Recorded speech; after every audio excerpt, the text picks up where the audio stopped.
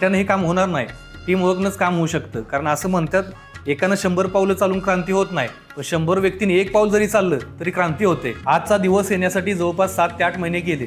त्याच्यावरती विचार विनिमय झाला, त्याच्यावरती पुरावा गोळा केलं झालं. एखाद्या ठिकाणचं बाबा काम निकृष्ट असेल त्यासाठी सॅम्पल घेणं आलं, एखाद्या ठिकाणी रस्ता चालला असेल तर त्या ठिकाणचा दर्जा चेक केला गेला. ह्या सर्व गोष्टी करत असताना लोकांचं मितू झालं, विरोध झाला, सगळ्या गोष्टी झाल्या. सुरुवातीला लोकांनी त्याचं हास्य केलं, नंतरच्या काळामध्ये आम्ही काय म्हणतोय ते त्यांना पटायला लागलं, आणि ज्यावेळी आम्ही काय म्हणतोय त्यांना पटलं त्यावेळी ती लोक सर्व आमच्याबरोबर यायला लागली. खरं तर आज सांगायचं इतकंच आहे की आमचा कोणत्याही व्यक्तीला विरोध नाही, तर व्यक्तीच्या मधील प्रवृत्तीला विरोध आहे की ज्या प्रकारचं केंद्र शासन, राज्य शासन वित्त आयोगातून, विविध अनुदानातून ग्रामपंचायतींना जे काय महसूल देतंय, जे काय अनुदान देतंय, त्याचा उपयोग गावासाठी पुरेपूर पद्धतीने व्हावा इतकाच आमचा हेतू होता.